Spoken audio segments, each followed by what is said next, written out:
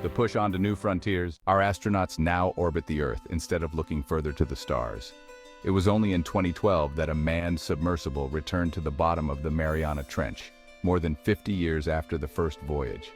And Everest is now so crowded that climbers leave as much as 26,500 pounds of human waste on the peak each climbing season. When what was the ultimate in human achievement becomes a giant outdoor toilet, you know things have changed. The urge to explore is encoded in the human soul.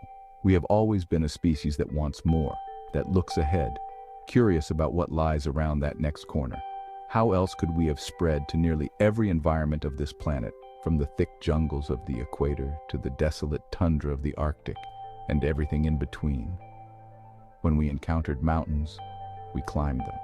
When we met oceans, we crossed them.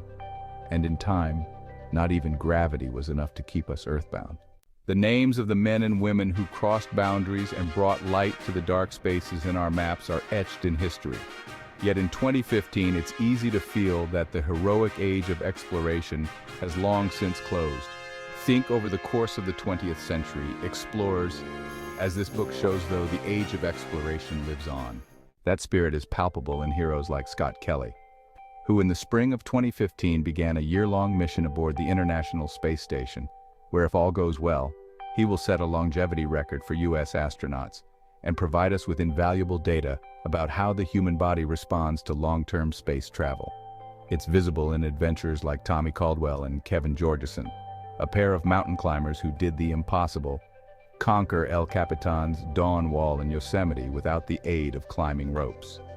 And it's expressed in the pioneering science of Craig Venter, the geneticist who made life, then sailed the 7 seas to find more.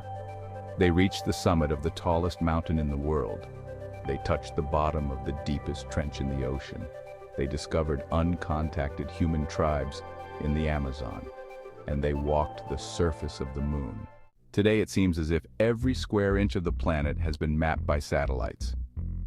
We can connect to Google Earth and see our planet from orbit and zoom in on the peak of Everest or the roof of our childhood home.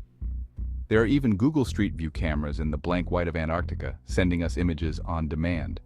And the ubiquity of GPS-equipped smartphones has accustomed us to knowing where everything is and exactly how to get there. It may seem as if we've captured the horizon, but the will to explore, the drive to strive, to seek, to find, and not to yield, as Tennyson put it, still burns in humankind. So long as we have imagination, we will explore over land and in the seas, to the crowded field of stars and into the very stuff of life itself.